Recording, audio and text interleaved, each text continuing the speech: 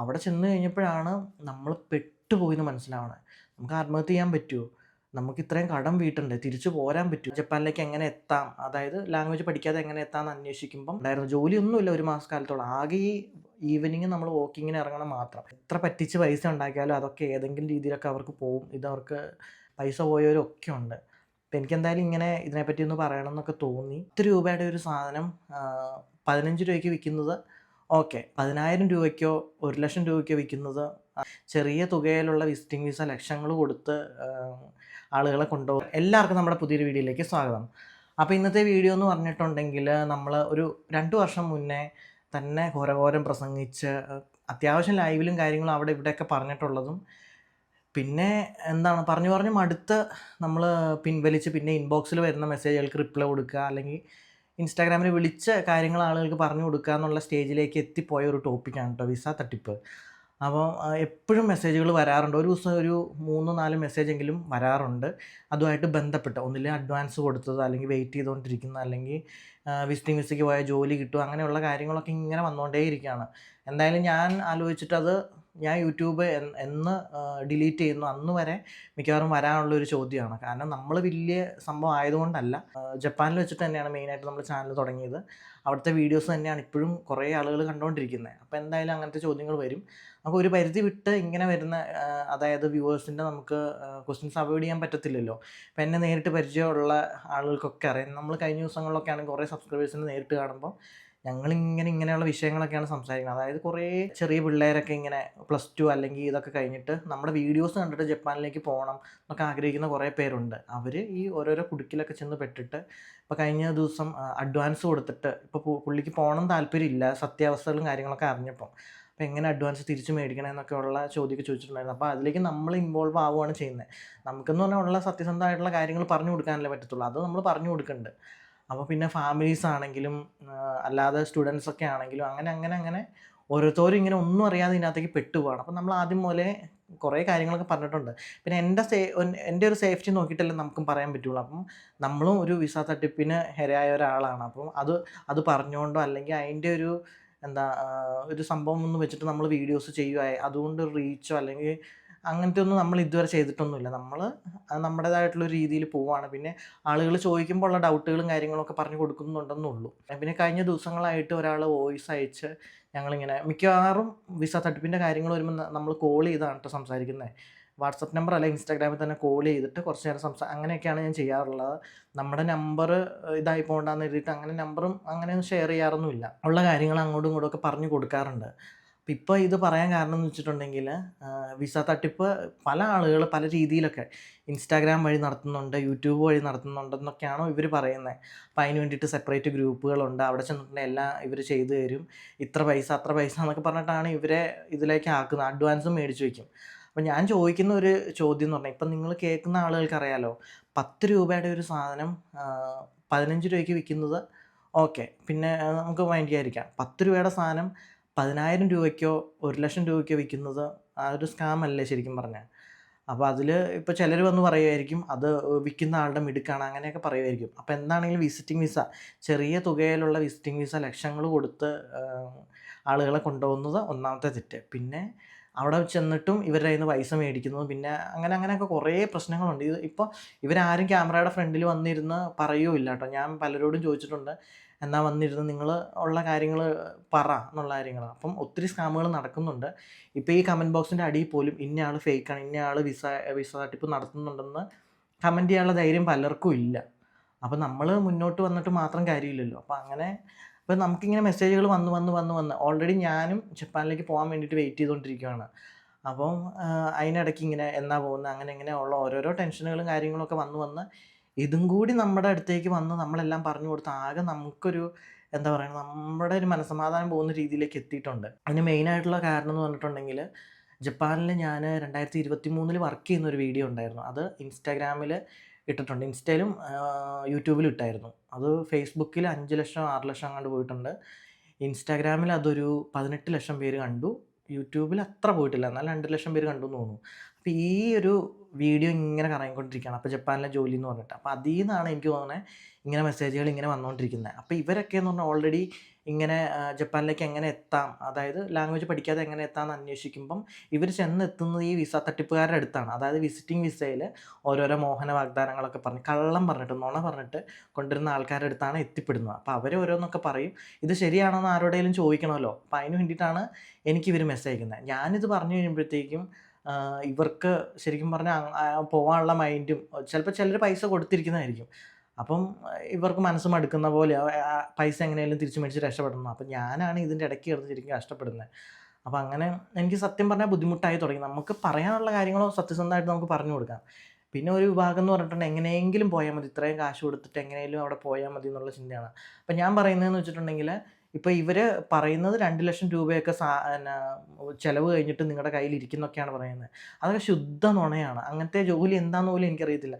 കാരണം 2018 സമയത്തൊക്കെയാണ് കേട്ടോ ഞാൻ പോകുന്നത്. അപ്പോൾ ആ സമയത്ത് മുതലുള്ള അവിടുത്തെ പൈസയുടെ മൂല്യം നോക്കുവാണെങ്കിൽ അന്നൊക്കെ ഒരു 72 വരെ ഉണ്ടായിരുന്നു.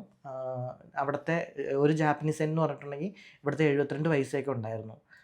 ഇപ്പോൾ അത് 56 ആ ഒരു റേഞ്ചിലൊക്കെ നിൽക്കുകയാണ്. ഈ റീസെൻ്റ്ലി ഞാൻ നോക്കിയപ്പോഴായിരുന്നു കേട്ടോ. അത് കഴിഞ്ഞിട്ട് ഇപ്പം കഴിഞ്ഞ ദിവസത്തെയൊന്നും ഞാൻ നോക്കിയിട്ടൊന്നുമില്ല. 55, 56 ആയിരിക്കും. അപ്പോൾ അങ്ങനെ നിൽക്കുകയാണ്. അപ്പോൾ തന്നെ ആ മൂല്യത്തിൽ വന്ന ആ ഒരു കുറവുണ്ടല്ലോ, അത് നമുക്ക് മനസ്സിലാവില്ല. അപ്പോൾ അങ്ങനെയുള്ള കാര്യങ്ങളൊക്കെ. അതുപോലെ നമുക്ക് ഡെയിലി വേജസ് ആണ് അവിടെ. അതായത് ഡെയിലി വേജസ് അല്ല, അവേഴ്സിനാണ് വേജസ്. അപ്പോൾ നമുക്ക് ഒരു മണിക്കൂറിന് എത്രയാണ് സാലറി കിട്ടുന്നതെന്ന് നോക്കിയിട്ടുണ്ടെങ്കിൽ നമുക്ക് ഒരു മാസം എങ്ങനെയാണ് കിട്ടുന്നത്, അത് ഓവർ ടൈം ഒക്കെ കൂട്ടി നമുക്ക് ഏകദേശം നമുക്ക് തന്നെ കണ്ടുപിടിക്കാം. ഇവന്മാർ കള്ളന്മാർ പറയുന്നത് നമുക്ക് അങ്ങനെ വിശ്വസിക്കേണ്ട ആവശ്യമൊന്നുമില്ല. അപ്പം പക്ഷേ ഇത് ആളുകൾക്കൊന്നും അങ്ങനെ അറിയത്തില്ലോ. ഒരുപാട് ആളുകൾ ജപ്പാനിൽ വർക്ക് ചെയ്യുന്നില്ലല്ലോ. വർക്ക് ചെയ്യുന്ന ആളുകളാണെങ്കിലും എല്ലാവരും മെസ്സേജിനൊന്നും റെസ്പോണ്ട് ചെയ്യുന്നതായിട്ട് എനിക്കറിയത്തില്ല. എന്നെ വിളിച്ചിട്ട് സംസാരിച്ച് കഴിയുമ്പോൾ കുറച്ച് പേര് പറയാറുണ്ട്, ഇങ്ങനെ കുറേ പേരോട് ചോദിച്ചു പക്ഷേ റിപ്ലൈ കിട്ടാറില്ല എന്നൊക്കെ. ജപ്പാനിലെ ലൈഫ് സ്റ്റൈൽ എന്ന് പറഞ്ഞിട്ടുണ്ടെങ്കിൽ എല്ലാവരും ഓരോരോ തിരക്കുകളിലൊക്കെ ആയിരിക്കും. ഞാൻ കഴിഞ്ഞ തവണ ജോലിക്ക് പോയില്ലേ, അപ്പോഴാണെങ്കിലും ഓരോരോ പുതിയ പുതിയ സൈറ്റുകളിൽ പോയിട്ട് പുതിയ പുതിയ വീഡിയോസൊക്കെ ഇടാമല്ലോ. അപ്പോൾ എൻ്റെ ഒരു പാഷൻ എന്നുള്ള രീതിയിലാണ് ഞാൻ യൂട്യൂബ് കാണുന്നത്. അപ്പോൾ എനിക്ക് മെസ്സേജുകൾ നോക്കാനും കമൻസുകൾക്ക് റിപ്ലൈ കൊടുക്കാനും വീഡിയോ ചെയ്യാനൊക്കെ ഭയങ്കര ഇഷ്ടമാണ്.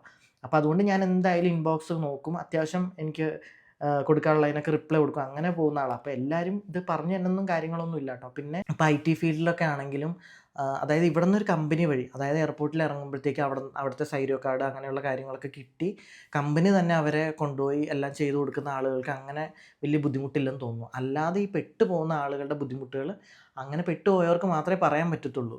അല്ലാത്തൊരാളുകളോട് ഇപ്പോൾ ഇവിടുന്ന് അത്യാവശ്യം നല്ല സേഫായിട്ട് നല്ല എഡ്യൂക്കേഷനും കാര്യങ്ങളൊക്കെ ആയിട്ട് ഡയറക്റ്റ് കമ്പനി കൊണ്ടുപോയി അവിടെ സേഫായിട്ട് ആദ്യത്തെ മാസം മുതൽ സാലറിയൊക്കെ നല്ല സാലറി കിട്ടുന്ന ഒരാളോട് ജപ്പാൻ എങ്ങനെയാണെന്ന് ചോദിച്ചിട്ടുണ്ടെങ്കിൽ അയാൾ ഫിനാൻഷ്യലി ഓക്കെ ആയിരിക്കും. അയാൾക്ക് ചിലപ്പോൾ കടമൊന്നും ഇല്ലായിരിക്കാം, അല്ലെങ്കിൽ അങ്ങനെയുള്ള ഇതായിരിക്കാം. അതേപോലെ അല്ല വിസിറ്റിംഗ് വിസയിൽ കൊണ്ട് ഒരാളെ പെടുത്തി കഴിയുമ്പോൾ അയാൾ അവിടെ സർവൈവ് ചെയ്ത് പോകുന്നത്. അപ്പോൾ കഴിഞ്ഞ തവണ ഞാൻ പോയി കഴിഞ്ഞിട്ട് 3 മാസം ജോലി ഇല്ലാതെ കുറേ ഇൻ്റർവ്യൂവിനൊക്കെ പോകുന്ന വീഡിയോസൊക്കെ ഇട്ടിട്ടുണ്ടായിരുന്നു. പിന്നെ റൂമില്ലാതെ വന്നു കഴിഞ്ഞപ്പോഴത്തേക്കും ഒരു ചേട്ടൻ്റെ അടുത്ത് പോയി താമസിച്ചു, അങ്ങനെയൊക്കെ. അതൊക്കെ റിയാലിറ്റിയാണ്. അത് നമ്മൾ ഇപ്പോൾ ഈ സിനിമയൊക്കെ കാണുന്ന പോലെ വീഡിയോയ്ക്ക് വേണ്ടി ചെയ്യുന്നൊരു സംഭവമേ അല്ല. അപ്പോൾ അതൊക്കെ കണ്ടിട്ടും ചിലർക്കൊന്നും മനസ്സിലാവുന്നില്ല. ഇതൊക്കെ ഇനി നമുക്ക് തറ, പറ, പന എന്ന് പറഞ്ഞിട്ട് ഓരോന്ന് വന്നിരുന്ന് പറഞ്ഞു കൊടുക്കാൻ പറ്റത്തില്ലല്ലോ. എനിക്ക് തോന്നുന്നത് അങ്ങനെ തന്നെ പറഞ്ഞു കൊടുത്തൊരു വീഡിയോ മിക്കവാറും ചെയ്യേണ്ടി വരുന്നതാണ്. കാരണം ഇനിയിപ്പം ഇൻബോക്സിൽ വന്ന് ചോദിക്കുന്നവർക്ക് ഇങ്ങനെ A to Z ഒരു വീഡിയോ ചെയ്ത് വെക്കുകയാണെങ്കിൽ ആ ലിങ്ക് അങ്ങ് കോപ്പി പേസ്റ്റ് ചെയ്ത് കൊടുത്താൽ മതിയല്ലോ. അപ്പം കുറേ കാര്യങ്ങൾ പറയണമെന്നുണ്ട്. അങ്ങനെ ഇങ്ങനത്തെ മെസ്സേജുകൾ വരിക, പറ്റിക്കപ്പെട്ടവരുണ്ട്. 3 വർഷമൊക്കെ ഇതിന് വേണ്ടിയിട്ട് ലാംഗ്വേജ് പഠിക്കാൻ അല്ലെങ്കിൽ ഏജൻസികൾക്കൊക്കെ പൈസ കൊടുത്തിട്ട് 3 വർഷമൊക്കെ വെയിറ്റ് ചെയ്ത പിള്ളേരുണ്ട്. 3 വർഷം. അതുപോലെ അത്രയും പൈസ പോയ ആൾക്കാരുണ്ട്. അതുപോലെ ഓരോരോ എല്ലാ ഏജൻസികളും അല്ലാട്ടോ ഞാൻ പറയുന്നത്. ജപ്പാനിലേക്ക് ആളെ കൊടുക്കുന്ന ഏജൻസികളുണ്ടോ എന്ന് എനിക്കറിയത്തില്ല. എന്നാലും ഏകദേശം ഈ കേട്ടതെല്ലാം തന്നെ നല്ല ഫേക്കായിട്ടുള്ള സംഭവമാണ്. അതുപോലെ 3 വർഷം കൊണ്ട് PR കിട്ടും എന്നൊക്കെ അങ്ങനെയൊക്കെ പറഞ്ഞിട്ട് ഭയങ്കര ഫേക്കായിട്ട് കുറേ ഇതൊക്കെ ചെയ്യുന്നുണ്ട്. ഇതെല്ലാം നമ്മളിലേക്ക് ഒരു എൻക്വയറി പോലെ കണക്ട് ചെയ്ത് വരുന്നതുകൊണ്ട് മാത്രമാണ് കേട്ടോ ഞാൻ ഇതിനെപ്പറ്റി പറയുന്നത്. അല്ലാതെ നമുക്കിപ്പോൾ അതൊന്നും മൈൻഡ് ചെയ്യാണ്ട് നമുക്ക് നമ്മുടെ കാര്യങ്ങളുമായിട്ട് നേരെ അങ്ങ് പോകാമെന്നേ ഉള്ളൂ. പക്ഷേ നമ്മുടെ വീഡിയോസ് കണ്ടിട്ട് ഇഷ്ടപ്പെട്ട് ലക്ഷക്കണക്കിന് ആളുകൾ, അതായത് നമ്മളൊരു ഷോർട്ട് വീഡിയോസ് ഇടുമ്പോൾ എന്തോരം പേരാണ് കമൻറ്റ് ചെയ്യുന്നത്, എന്തോരം പേരാണ് ലൈക്ക് ചെയ്യുന്നത്. അപ്പോൾ അവർ അല്ലെങ്കിൽ അവരുടെ കസിൻസോ അവരുടെ ഫ്രണ്ട്സോ അവരുടെ ബ്രദേഴ്സോ അല്ലെങ്കിൽ ഇപ്പോൾ ലവറിനൊക്കെ വേണ്ടിയിട്ട് ജപ്പാനിൽ ജോലി റെഡിയാക്കി തരാൻ വേണ്ടി അങ്ങനെയൊക്കെ മെസ്സേജ് അയക്കുന്നവരൊക്കെ ഉണ്ട്. ഒത്തിരി പല ടൈപ്പ് രീതിയിൽ മെസ്സേജ് അയക്കുന്നവരുണ്ട്.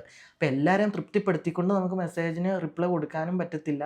അതുപോലെ എല്ലാവരും നമ്മൾ പറയുന്ന എല്ലാം അതേപോലെ പോസിറ്റീവായിട്ട് എടുക്കണമെന്നുമില്ല. അതിനകത്ത് ഇപ്പം പണ്ടൊരു ലൈവ് ചെയ്ത സമയത്ത് ജപ്പാൻ്റെ ഇങ്ങനെ ഏതൊരു കൺട്രിയിലേക്ക് പോയാലും നമ്മൾ സേഫായിട്ട് അവിടെ എത്തി നമ്മുടെ കടം തീർക്കാൻ പറ്റണം നമുക്ക്. നമ്മളിപ്പോൾ ഒരു 10 ലക്ഷം കൊടുത്ത് പോയിന്നിരിക്കട്ടെ, നമ്മളവിടെ എത്തി ആ 10 ലക്ഷം നമ്മൾ വീട്ടിൽ കഴിയുമ്പോഴാണല്ലോ നമ്മൾ സേഫ് ആവുന്നത്. അല്ലാതെ ആ രാജ്യത്ത് കാല് കുത്തിയതുകൊണ്ട് നമ്മൾ രക്ഷപ്പെടുന്നില്ല, ഒരിക്കലും രക്ഷപ്പെട്ടെന്ന് പറയാൻ പറ്റില്ല. അങ്ങനെ പറഞ്ഞപ്പോഴാണ് ഒരാൾ ലൈവിൽ നിനക്ക് ജപ്പാനിലേക്ക് ആളുകൾ വരുന്നത് ഇഷ്ടമല്ലല്ലോ അങ്ങനെ എങ്ങാണ്ട് ആരാണ്ട് എഴുതി വിട്ടു. അപ്പം ഞാൻ കണ്ടില്ലായിരുന്നു കേട്ടോ, എൻ്റെ ഒരു കൂട്ടുകാരി സ്ക്രീൻഷോട്ട് എടുത്ത് അയച്ചു തന്നു, ഇങ്ങനെ ഒരു കമൻറ്റ് വന്നായിരുന്നതാന്നൊക്കെ പറഞ്ഞിട്ട്. അപ്പം പലതരം ആളുകൾ പല രീതിയിലൊക്കെയാണ് എടുക്കുന്നത്. പിന്നെ ഈ സ്കാം നടത്തുന്നവർക്ക്, വിസ തട്ടിപ്പ് നടത്തുന്നവർക്കൊന്നും ആരെയും പേടിക്കാനില്ല. അവരൊക്കെ ഭയങ്കര ഈസി ആയിട്ടാണ് ഈ ഇൻസ്റ്റാഗ്രാമും അതുപോലെ യൂട്യൂബും ഫേസ്ബുക്കൊക്കെ വഴി ചുമ്മാ അങ്ങിരുന്ന് പറയുകയാണ്.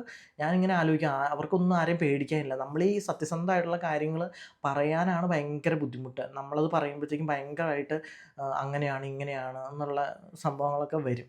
ഇപ്പോൾ ഞാനൊരു ഉദാഹരണം പറയുകയാണെങ്കിൽ, ഞാൻ ജപ്പാനിൽ പോകുന്ന സമയത്ത് എൻ്റെ കൂടെ വരുന്ന ആളുകൾ ആദ്യമായിട്ട് കാണുന്ന എയർപോർട്ടിൽ വെച്ചാണ്. അപ്പം അങ്ങോട്ടും ഇങ്ങോട്ടും അവർ കോൺടാക്റ്റ് ഒന്നും തന്നിട്ടില്ലായിരുന്നു ഞങ്ങളെ കൊണ്ടുപോയ ആൾ.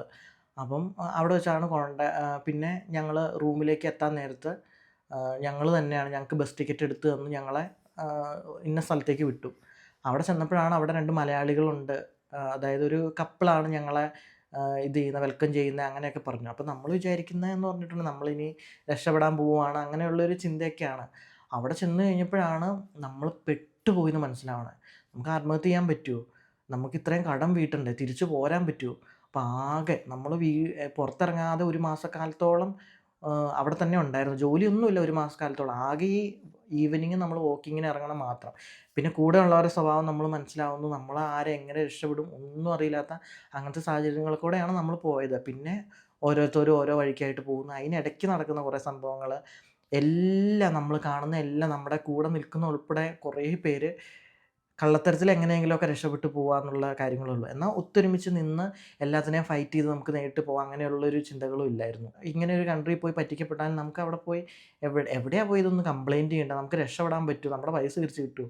ഒരു കേസിന് പോയാൽ തന്നെ ആ കേസൊക്കെ കഴിഞ്ഞ് എത്ര കാലം കഴിഞ്ഞായിരിക്കും നമുക്ക് നീതി കിട്ടുന്നത്?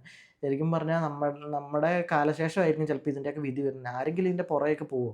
അപ്പം ഇങ്ങനെയുള്ള ബലം കൊണ്ടായിരിക്കും ചിലപ്പം ഈ വിസ തട്ടിപ്പുകൾ ഇങ്ങനെ നടന്നുകൊണ്ടിരിക്കുന്നത്.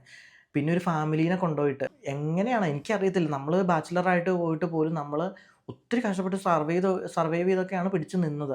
അപ്പോൾ ഒരു ഫാമിലിയൊക്കെ പോകുമ്പോൾ ഇപ്പോൾ ഇന്ന സ്ഥലത്ത് ജോലി ഇല്ലെങ്കിൽ അവർക്ക് അവിടെ നിന്ന് പാക്ക് ചെയ്ത് അടുത്ത സ്ഥലത്ത് പോയി ലേഡീസിനെയൊക്കെ ആണെങ്കിലും പിള്ളേരെയൊക്കെ ആണെങ്കിലും കൊണ്ടുപോയി ഒന്ന് സെറ്റാവണമെങ്കിൽ എന്തൊരു ഫിനാൻഷ്യലി ആണെങ്കിലും എന്തൊക്കെ സ്ട്രഗിളുകളും ഉണ്ടാവും. അപ്പോൾ ഒരു ഫാമിലി ഇതുപോലെ വിസിറ്റിംഗ് വിസയിൽ കൊണ്ടുപോയി പറ്റിച്ചു. പക്ഷേ അവർക്ക് എന്ന് പറഞ്ഞിട്ടുണ്ടെങ്കിൽ ഞാനിങ്ങനെ ആലോചിക്കാം എങ്ങനെയാണ് അവരൊക്കെ പിടിച്ച് നിൽക്കണതെന്ന്.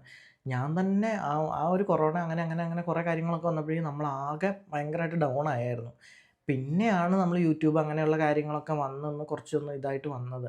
അപ്പം ഇങ്ങനെയൊക്കെ പറ്റിച്ചിട്ട് എന്താ കിട്ടുന്നത് എന്ന് നമുക്ക് മനസ്സിലാവുന്നില്ല. അപ്പോൾ കഴിഞ്ഞ ദിവസം വിളിച്ചൊരു സബ്സ്ക്രൈബർ ഇങ്ങനെ സംസാരിച്ച് കഴിഞ്ഞപ്പോൾ നമ്മളെ വീഡിയോസ് കണ്ടിട്ടാണ് നമ്മളോട് ചോദിച്ചത്. അപ്പോൾ ഇങ്ങനെ ഇതിൻ്റെ ജെനുവിനിറ്റിയും കാര്യങ്ങളൊക്കെ സംസാരിച്ചു. അപ്പോൾ ആൾ തന്നെ ഇങ്ങനെ പറഞ്ഞു, എത്ര പറ്റിച്ച് പൈസ ഉണ്ടാക്കിയാലും അതൊക്കെ ഏതെങ്കിലും രീതിയിലൊക്കെ അവർക്ക് പോവും, ഇതവർക്ക് ഒരു ഉതകില്ല എന്നുള്ള രീതിയിലൊക്കെ പറഞ്ഞു. അപ്പം നമുക്ക് ഈ ഇങ്ങനെയുള്ള കാര്യങ്ങൾ വിസ തട്ടിപ്പിൻ്റെ കാര്യങ്ങൾ പറഞ്ഞു കൊടുക്കാനേ പറ്റത്തുള്ളൂ. വിസിറ്റിംഗ് വിസയിൽ ചെന്നിട്ട് ഡയറക്റ്റ് ജോലിയാക്കാൻ പറ്റില്ല എന്നാണ് എൻ്റെ ഇതുവരെയുള്ള അറിവ്. പിന്നെ ഇവർ പറയുന്നത് നിയമവിരുദ്ധമായിട്ട് ജോലി ചെയ്യാനാണ്. പിന്നെ വേറെ ഇതിൻ്റെ കുറച്ച് നിയമവശങ്ങളുണ്ട്, പുതിയതായിട്ട് വരുന്ന ലോസും കാര്യങ്ങളും. ഇതൊന്നും ആരോടും ഇവർ പറയുന്നില്ല. ഇവർ പറയുന്ന ലക്ഷങ്ങൾ സാലറി വാങ്ങിക്കാമെന്ന്. ലക്ഷങ്ങൾ അതായത് 2 ലക്ഷമൊക്കെ ബാക്കി വയ്ക്കാമെന്നൊക്കെയാണ് പറയുന്നത്. അതൊക്കെ പച്ച നുണയാണ്. അങ്ങനത്തെ എന്തെങ്കിലും ജോലി ഉണ്ടോ എന്ന് എനിക്കിതുവരെ അറിയത്തില്ല. ഇനിയിപ്പോൾ നിങ്ങൾക്ക് ആർക്കെങ്കിലും അറിയാമെങ്കിൽ താഴെ ഒന്ന് പറഞ്ഞു താ. കാരണം ഇനിയിപ്പം ഈ 7 മാസം കൊണ്ട് ഞാനിപ്പോൾ 6-7 മാസമായിട്ട് നാട്ടിലുണ്ട്. ഈ 7 മാസം കൊണ്ട് ജപ്പാൻ ഭയങ്കരമായിട്ട് മാറി, ഭയങ്കര സാലറി കൂടിയോന്നും എനിക്കറിയത്തില്ല. അങ്ങനെ വരാനൊരു വഴിയില്ല. പക്ഷേ ഇങ്ങനെയൊക്കെ ഓരോ കാര്യങ്ങളൊക്കെ പറഞ്ഞാണ് അവർ പറ്റിക്കുന്നത്. അപ്പം നമുക്ക് ഉള്ള കാര്യങ്ങൾ പറഞ്ഞു കൊടുത്ത് കുറേ പേര് ഇതിൽ നിന്ന് പിന്മാറി രക്ഷപ്പെട്ടിട്ടൊക്കെ ഉണ്ട് കേട്ടോ. ഈ ഏജൻസികൾ മാത്രമല്ല, വ്യക്തികളായിട്ട് ഇങ്ങനെ ഓരോരോ പറ്റിപ്പുകൾ നടത്തുന്നുണ്ട്. മെയിനായിട്ട് വിസിറ്റിംഗ് വിസയുടെ പേരിലാണ് ഇത് നടക്കുന്നത്. പിന്നെ ഇതെല്ലാം കറങ്ങി തിരിഞ്ഞ് നമ്മുടെ നേരെയാണ് വരുന്നത്. ഇങ്ങനെ ഒരു സംഭവം കേട്ടല്ലോ, എൻ്റെ ചങ്ങാതിയാണ്, അല്ലെങ്കിൽ ഇന്ന സ്ഥലത്തുള്ള ആളാണ്, മലപ്പുറത്തുള്ള ആളാണ്, അങ്ങനെയുള്ള ആളാണ്, ഇങ്ങനെയുള്ള ആളാണ്, ഇത് ശരിയാണെന്നൊക്കെ ചോദിച്ചിട്ട് നമ്മളോട് ചോദിക്കും. നമുക്കുള്ള കാര്യം അങ്ങ് പറഞ്ഞു കൊടുക്കുന്നേ ഉള്ളൂ, അത്രേ ഉള്ളൂ. അപ്പം എന്തായാലും സൂക്ഷിച്ച് കാര്യങ്ങളൊക്കെ ചെയ്യുക. ഏജൻസികൾ ഇങ്ങനെ പിള്ളേരെ പറ്റിച്ചുകൊണ്ടേ ഇരിക്കുകയാണ്. ഈ 3 വർഷമൊക്കെ കളയാന്ന് പറഞ്ഞാൽ ചില്ലറ കാര്യമല്ലല്ലോ. അതുപോലെ തന്നെ ഈ വിസ അപ്ലൈ ചെയ്തിട്ട് എയർപോർട്ട് വരെ പോയാൽ ഡീപ്പോർട്ട് ആയാലും അങ്ങനെ എങ്ങാണ്ട് 1.5 ലക്ഷം പോകുന്നു, അങ്ങനെ എന്തൊക്കെയോ കണക്കുകളൊക്കെ ഉണ്ട്. അപ്പോൾ എങ്ങനെ പോയാലും ലക്ഷങ്ങൾ നഷ്ടപ്പെടും. ഇനിയിപ്പോൾ ഇവർക്ക് തന്നെ ഡീപ്പോർട്ട് ആക്കിയെന്ന് പറഞ്ഞ് വേണമെങ്കിൽ അങ്ങനെ ഒരു കളി കളിക്കാമല്ലോ. പറ്റിക്കുന്നവരെങ്ങനെ വേണേലും പറ്റിക്കും. അവർക്ക് അങ്ങനെ ഇന്ന രീതിയിലേ പറ്റിക്കലിൽ സത്യസന്ധതയൊന്നും ഇല്ലല്ലോ. ഇങ്ങനെ ഇന്ന രീതിയിലേ പറ്റിക്കാവുള്ളൂ അങ്ങനെയൊന്നും ഇല്ലല്ലോ. അപ്പം നിങ്ങളതൊക്കെ അറിഞ്ഞ് ചെയ്യാന്നുള്ള കാര്യങ്ങൾ എനിക്ക് പറയാനുള്ളൂ കേട്ടോ. പിന്നെ ഞാൻ Q&Aയിൽ നമ്മൾ ലാസ്റ്റ് വീഡിയോയിൽ നിന്ന് കുറച്ച് ക്വസ്റ്റ്യൻസ് ഞാൻ സെപ്പറേറ്റ് ചെയ്യാമെന്ന് വിചാരിച്ചിരിക്കുകയായിരുന്നു. അതും കൂടി ഇതിൻ്റെ കൂടെ പറയാമെന്ന് ഓർത്തുകൊണ്ടാണ് ഞാൻ വീഡിയോ ചെയ്തത് കേട്ടോ. പക്ഷേ വീഡിയോയുടെ ലെങ്ത് ഒരുപാട് കൂടിപ്പോവും. അപ്പം ഞാൻ ജസ്റ്റ് ഒന്ന് നമുക്കിരുന്ന് സംസാരിക്കാനുള്ള സമയം കിട്ടിയപ്പോൾ നിങ്ങളുമായിട്ട് ഈ ഒരു കാര്യം പറയാമെന്ന് വിചാരിച്ചുള്ളൂ കേട്ടോ. കാരണം 7 മാസം ഇപ്പോൾ നാട്ടിലുള്ളതുകൊണ്ട് ഒത്തിരി പേരെ നമ്മൾ കാണുന്നുണ്ട് പുറത്തൊക്കെ വെച്ചിട്ട്. അപ്പോഴാണ് ഇങ്ങനെ കാണുന്നവരെല്ലാം ഇങ്ങനെ എനിക്ക് തോന്നുന്നത് അത്യാവശ്യം എല്ലാവർക്കും തന്നെ ജപ്പാനിലേക്ക് വരാൻ താല്പര്യമുള്ളവരും അങ്ങനെ ഇങ്ങനെയൊക്കെ സംസാരിക്കുന്നുണ്ട്. ഇതിൽ മിക്കവരും ഇതുപോലെ ഓരോരോ കേസ് ഓരോരുത്തരെ കോൺടാക്ട് ചെയ്ത് അതിൻ്റെ അകത്ത് പെട്ട് ഇങ്ങനെ കാര്യങ്ങൾ അറിഞ്ഞ് മുന്നോട്ട് പോകണോ വേണ്ടോ അങ്ങനെ നിൽക്കുന്നവരും പൈസ പോയവരും ഒക്കെ ഉണ്ട്. അപ്പോൾ എനിക്കെന്തായാലും ഇങ്ങനെ ഇതിനെപ്പറ്റി ഒന്ന് പറയണം എന്നൊക്കെ തോന്നി. അപ്പോൾ ഇതിൽ വന്നിട്ട് മറ്റേ ഇവരുടെ ആൾക്കാർ തട്ടിപ്പിൻ്റെ ആൾക്കാരൊക്കെ ചിലപ്പോൾ വന്ന് എന്തെങ്കിലും നെഗറ്റീവ് കമൻറ്റ് ഇടാൻ ചാൻസ് ഉണ്ട്. അപ്പോൾ എന്തായാലും എനിക്കിപ്പോൾ കുറച്ച് കാര്യങ്ങൾ സമയം കിട്ടിയപ്പോൾ നിങ്ങളോട് പറയണമെന്ന് തോന്നി, ഞാൻ പറഞ്ഞു. അപ്പം ഇത്രയേ ഉള്ളൂ. ഇനി ഒരുപാട് വലിച്ച് നീട്ടുന്നില്ല. അപ്പോൾ ഇനി എന്തായാലും നമുക്ക് അടുത്തൊരു വീഡിയോയിൽ കാണാം.